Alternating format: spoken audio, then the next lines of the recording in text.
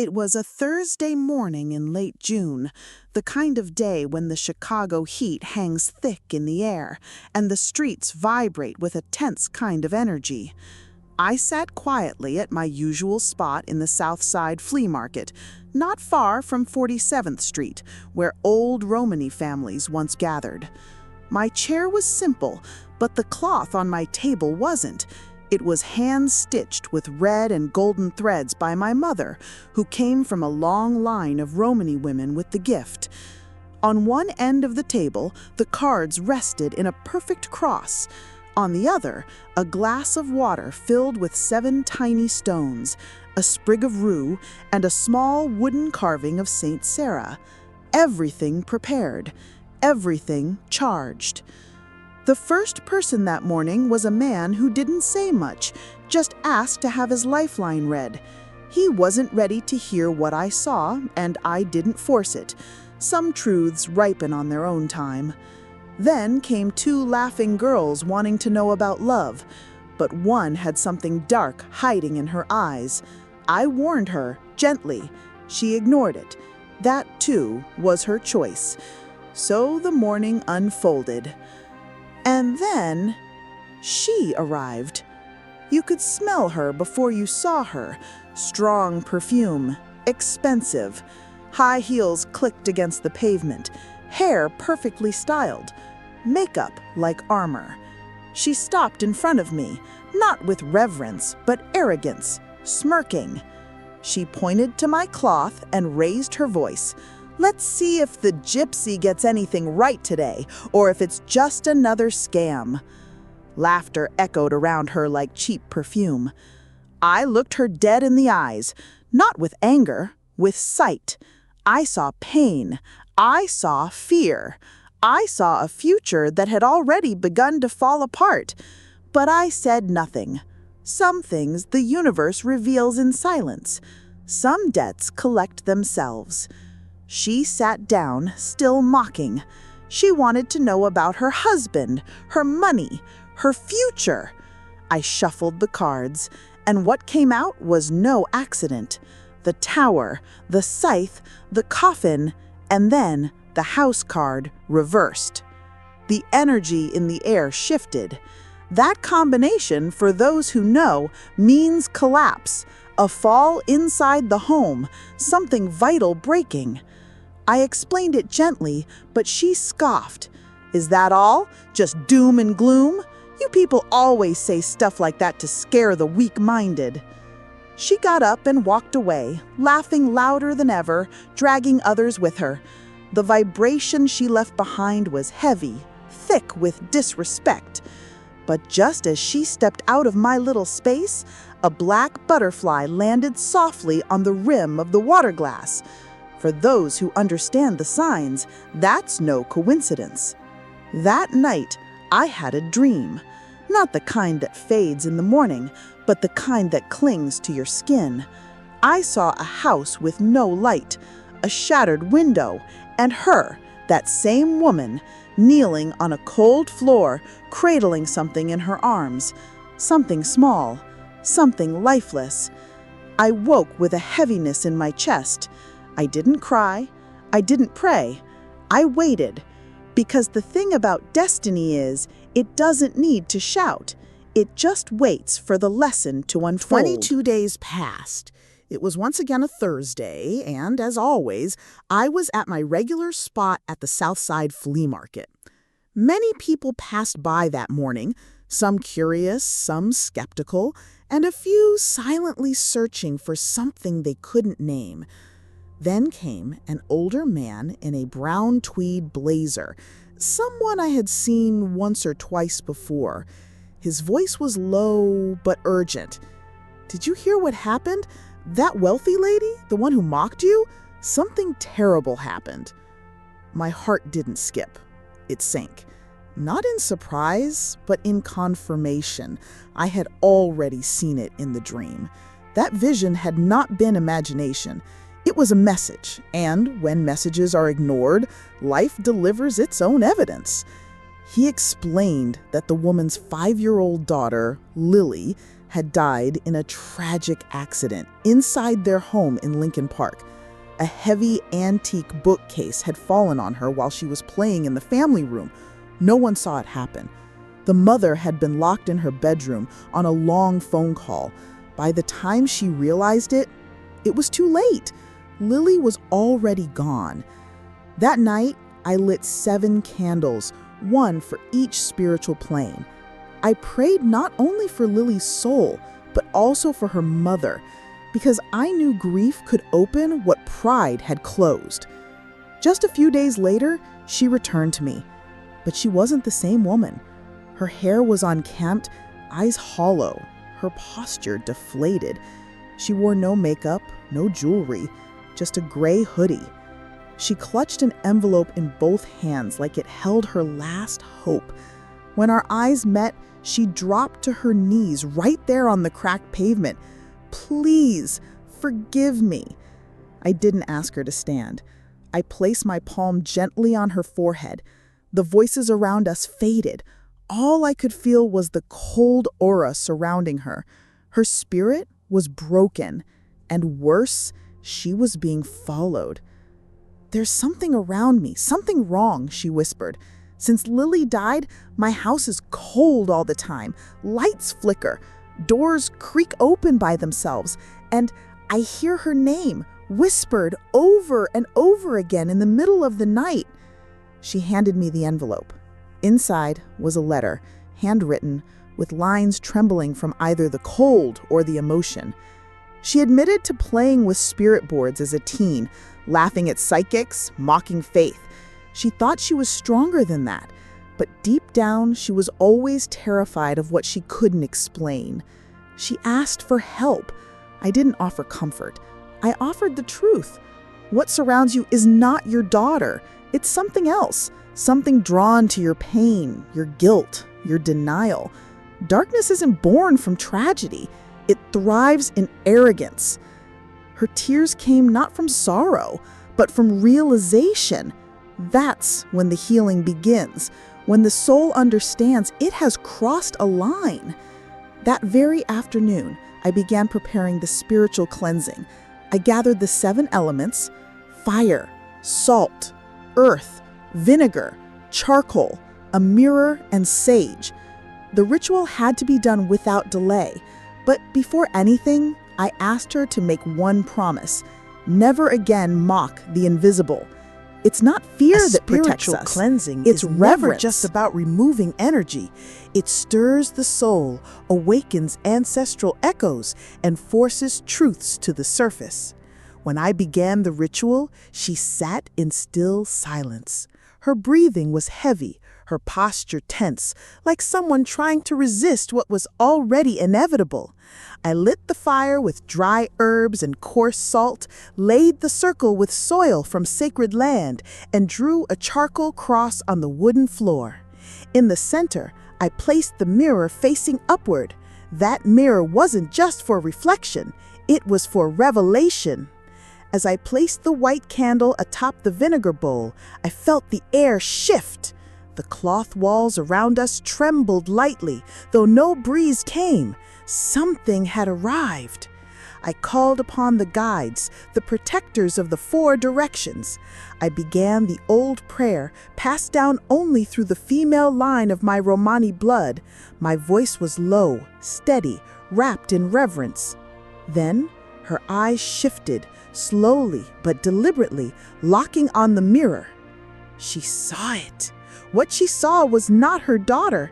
It was a shadow, a black figure with hollow eyes and a sewn mouth, towering just behind her. The mirror vibrated.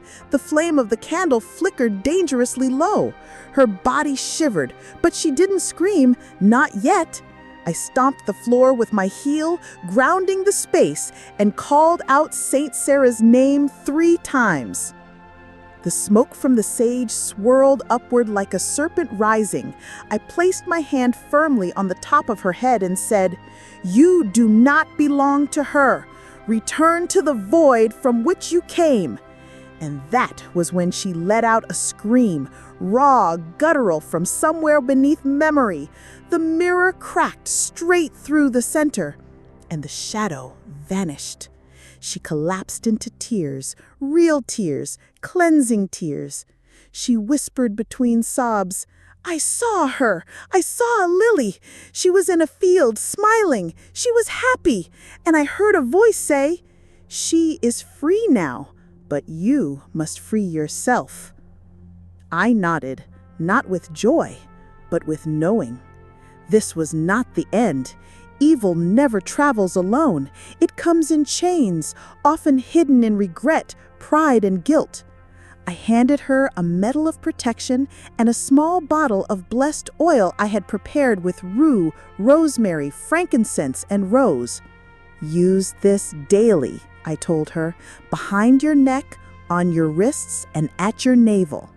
And when you pray, pray not to end your pain, but to awaken your light." She looked at me differently now, as if for the first time she saw me not as a performer, not as a curiosity, but as a guardian. She didn't speak. She didn't need to. Her body was lighter, her steps slower, deliberate, as though she was walking away from a cage she hadn't known she'd lived inside. But I knew something more. This was just the beginning. The soul had opened, and now the healing could begin. A few days later, she returned. This time, she carried a small purple cloth pouch tied with black thread. She said she'd followed my instructions and that the disturbances had stopped, but something still weighed heavy inside her. "I want to understand why this happened," she said. "Why I was blind to it all." I didn't reach for the cards. Instead, I asked for her left hand, the one that holds the record of the soul, past choices, and karmic bonds. Without hesitation, she offered it. As I traced the lines on her palm, I saw what few have the courage to look for. There at the center was a rare crossing, a collision point between the soul line and the line of free will. It meant only one thing. She had been warned in dreams, signs, coincidences, feelings, but she chose not to listen. And when spirit is ignored long enough, it doesn't vanish. It waits until pain becomes the teacher. "You carried a shield around your spirit," I told her, "not to protect yourself, but to push away the light. That denial allowed something else to come in." She began to cry again, but not from sadness. This time, it was clarity, the dawning of realization that spirituality isn't superstition. It's structure, it's law, it's breath.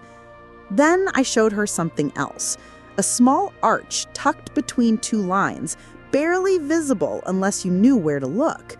"This symbol," I said, "means you are connected to a spirit guide, an ancestor, female, someone who tried to reach you." She gasped. "I used to dream of an old woman in a blue dress and scarf. She never spoke, just stood at the end of my bed, watching me." "That was her," I confirmed. "Your grandmother. She had the gift, and she tried to awaken it in you, but your pride closed the door." She didn't argue. She didn't ask for more proof. She simply said, "What do I do now?" And I told her, "Now you serve. You cleanse what was broken, not just your house, your bloodline." That day, she made a silent promise. She would walk the path, not with titles or claims, but through action, through humility, through devotion. And that, truly, was the beginning of her transformation. She came back to me several times, no longer as a woman lost in grief, but as someone seeking reconnection with something ancient. The arrogance was gone. What remained was a soul in rebuilding. I received her like I do all who arrive with sincerity, with firmness and love.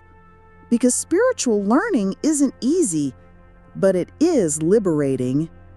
I decided it was time to take her to the old family grounds west of Aurora, Illinois. That land, untouched for decades, was where my people once lit fires and spoke to the stars. Among the ancient trees in the eternal fire pit, we would hold the rite of ancestral reconnection, a sacred ceremony only for those ready to step into the circle of fire and earth.